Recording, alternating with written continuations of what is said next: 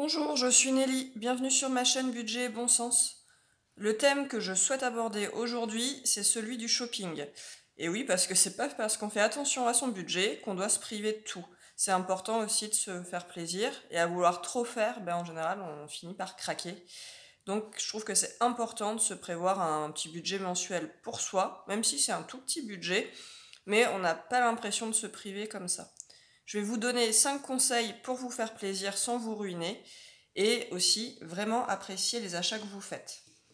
Donc mon premier conseil, je sais que ça semble encore une fois évident, mais c'est pas pour rien que ma chaîne s'appelle Budget et Bon Sens, c'est se laisser le temps de la réflexion et le temps de comparer. Parce que en fait on est dans une société où on veut tout de suite, où on nous fait miroiter qu'on a besoin de plein de choses. Mais en fait, c'est pas forcément le cas, et du coup, on se retrouve à acheter des choses dont on n'a pas besoin. Et d'avoir tout de suite, et en fait, on perd un peu aussi le plaisir, je trouve, de l'achat. Puisqu'on est constamment sollicité par les devantures de magasins, les publicités, les mails aussi qu'on reçoit. On a l'impression qu'on a absolument besoin de s'acheter tel objet ou que telle marque, en fait, notre vie va être beaucoup plus belle. Mais même si on sait que c'est pas vrai, en fait, à force de recevoir tout le temps ces messages, eh bien, on finit par se laisser influencer, hein, moi la première, et on finit par faire des achats compulsifs ou des achats, en fait, après, on sait pas quoi en faire, et ça reste à la maison, on porte pas les vêtements ou des choses comme ça. Donc, c'est vraiment important de se laisser le temps de savoir si on a vraiment envie de s'acheter l'objet ou le vêtement en question. Et en plus, lorsqu'on a attendu, l'achat, c'est encore plus plaisant parce que ça répond vraiment à notre désir et pas à une influence extérieure. On l'a vraiment choisi. Également, si vous voulez acheter quelque chose de particulier, voilà, un vêtement, j'ai dit, mais ça peut être un ustensile de cuisine, un objet de déco ou n'importe quoi qui vous fait plaisir, vraiment plaisir, eh bien prenez le temps de regarder plusieurs offres, de voir quelle couleur vous voulez, quelle matière, est-ce que ça va s'accorder avec ce que vous avez déjà, ou alors est-ce que ça va finir dans un coin au fond du placard parce qu'en fait c'était plus une envie passagère qu'un réel désir. Est-ce que en fait c'est pas du tout votre style de vêtement et puis vous vous rendez compte qu'en fait vous n'allez pas du tout le porter. Ensuite, cherchez un peu sur internet quels sont les distributeurs qui vendent l'objet et s'il y a des différences de prix. En général, c'est le cas, même si c'est que quelques euros, c'est toujours ça de gagner. Et évidemment, le côté éthique, ça joue aussi un rôle. Donc parfois, il vaut mieux accepter de payer un peu plus cher pour acheter quelque chose qui nous correspond totalement, mais c'est un choix qu'on a fait en toute conscience et qui donc nous fait plaisir parce que c'est en accord avec nos principes. Et enfin, n'oubliez pas, parce que c'est bientôt Noël, mais ça peut aussi être bientôt votre anniversaire, s'il y a quelque chose qui vous fait envie, pourquoi ne pas attendre et vous le faire offrir en cadeau? Vous aurez en plus le plaisir de déballer. Et puis, des fois, en fait, à force de s'acheter tout ce qu'on veut tout de suite, quand on nous demande, tiens, qu'est-ce que tu veux pour Noël, qu'est-ce que tu veux pour ton anniversaire, eh bien, on ne sait pas. Et du coup, on se retrouve à se faire offrir des choses qui ne nous font pas vraiment plaisir. Deuxième conseil, c'est aller voir ce qu'il y a en occasion et pas forcément en neuf. C'est vrai qu'on n'a pas forcément le réflexe, moi la première, hein, je m'y suis mis assez récemment à l'occasion, mais en fait on peut avoir des prix super intéressants. Les sites comme Vinted pour les vêtements, même si maintenant ils font aussi autre chose, ou Le Bon Coin évidemment, c'est les plus connus, et ça marche franchement bien. Vous avez probablement vous-même déjà vendu des meubles, des objets ou des vêtements, soit sur Le Bon Coin, il y avait aussi eBay, voilà, d'autres plateformes. Mais en fait, on vend, mais pourquoi ne pas acheter aussi? En général, ce qu'on vend, c'est quand même en excellent état. Sinon, on sait que ça partira pas. Donc, en fait, ce qu'on va trouver, il suffit juste de bien regarder les photos et puis de demander au pire des précisions. Mais il y a quand même peu de chances que vous vous retrouviez avec un objet pourri. Par exemple, moi j'avais acheté des Lego tout neufs pour la fille de mon conjoint sur le Bon Coin. La boîte elle était encore sous plastique et j'ai payé moitié moins cher en fait que du neuf. Donc ça vaut vraiment le coup parce que au final la boîte était impeccable, il manquait rien. Alors c'est sûr que sur des Lego, il vaut mieux éviter d'acheter des boîtes déjà ouvertes parce que s'il manque une pièce, ça peut être le drame. Mais si c'est encore neuf sous emballage, eh bien n'hésitez pas. Et la période juste après Noël, c'est propice pour ça, parce que y a beaucoup de personnes en fait qui revendent les cadeaux qu'ils ont reçus en double ou qui leur plaisent pas tout simplement. Et c'est souvent un bon moment pour faire des affaires. Donc comme ça va bientôt être le cas, pensez-y. Il y a aussi les marchés aux puces et les brocantes, si vous avez le temps et si vous aimez ça.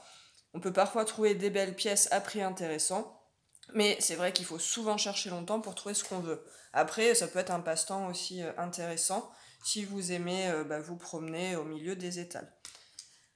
Mon troisième conseil, c'est d'aller voir, je vais appeler ça les magasins de discount. Je sais pas si c'est vraiment le nom, mais vous savez, c'est les magasins en fait qui proposent des objets qui sont soit un petit peu abîmés, soit qui sont plus dans le circuit normal.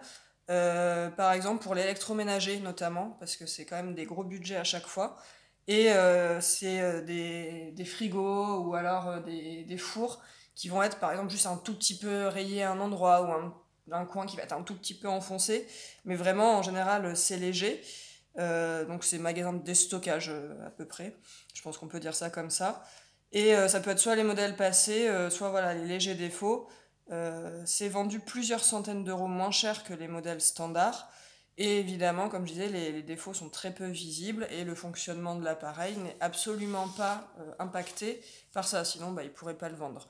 Donc si vous cherchez un frigo, un robot de cuisine, un four micro-ondes et que vous voulez du neuf et pas de l'occasion, je trouve que c'est une bonne idée, une bonne solution plutôt que de payer plein pot, alors que, surtout si le défaut il est un peu à l'arrière, en fait, sur votre quotidien, vous allez même pas vous en rendre compte.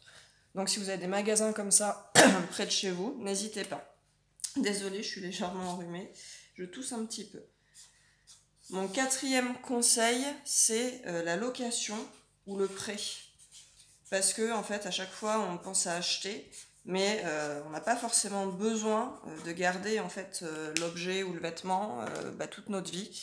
Donc, n'hésitez pas à aller voir en fait, à envisager la location ou le prêt.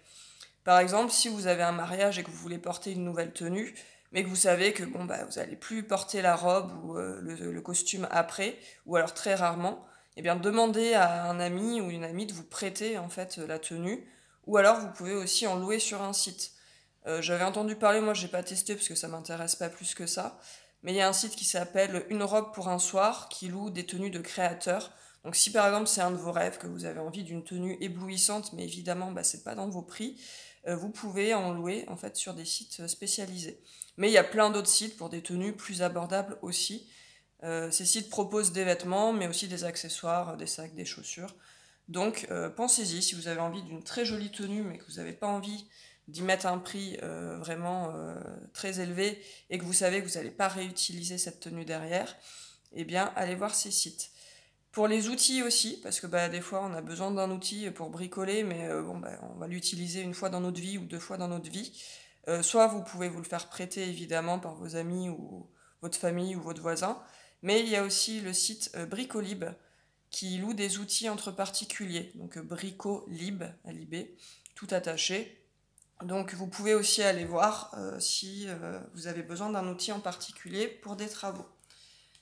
Et enfin, mon cinquième conseil, c'est alors les soldes et ventes privées. Mais là, c'est plus aussi pour dire attention à bien regarder en fait avant. Parce que donc les soldes et ventes privées, ça peut être vraiment intéressant. Mais il faut quand même faire bien attention.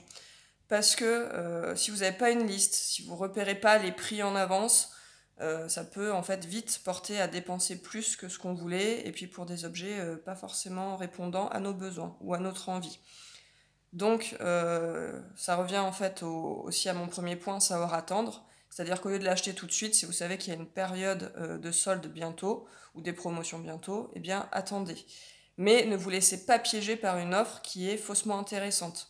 Lors des soldes, en général, on trouve des produits qui n'ont pas réussi à être vendus ou alors les rabais annoncés sont trompeurs.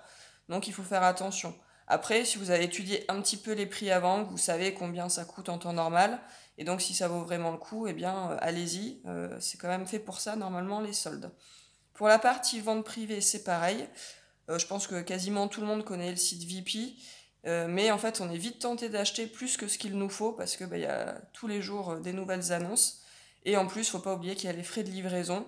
Donc il faut vraiment calculer si ça revient moins cher que d'aller acheter l'objet directement ou sur un autre site qui peut proposer des prix aussi intéressants. Et lorsqu'on achète sur des grandes enseignes, on peut aussi profiter de cashback. Donc ça, je sais que j'en ai déjà parlé dans une de mes vidéos, mais c'est quelque chose que je trouve important parce que des fois, juste par flemme, on le fait pas, mais ça peut quand même faire économiser des dizaines d'euros et donc à la fin de l'année, bah, c'est des centaines d'euros. Donc on cumule avec du cashback et surtout, on essaie de cumuler le plus de réductions possible. Je sais que mon conjoint en général, quand il avait besoin d'acheter bah, le lit des enfants ou du mobilier ou des choses un peu chères, en fait il a déjà des réductions, enfin des promotions déjà qu'il trouve. En plus, il arrive à avoir des réductions, bah, comme j'en avais parlé, soit avec la mutuelle, soit avec la carte bleue. Et tout cumulé, en fait, bah, il se retrouve à avoir des moins 50, moins 60% sur le produit, alors qu'à la base, eh ben, c'était un moins 30 ou moins 40. Donc c'est vraiment important de penser au cashback et aux réductions cumulées. Voilà, je m'arrête là pour aujourd'hui. N'hésitez pas à venir partager en commentaire vos conseils et bons plans pour que tout le monde puisse en profiter, moi la première. Si vous avez aimé cette vidéo, vous pouvez laisser un like et vous abonner à ma chaîne. Et on se retrouve la semaine prochaine. D'ici là, portez-vous bien.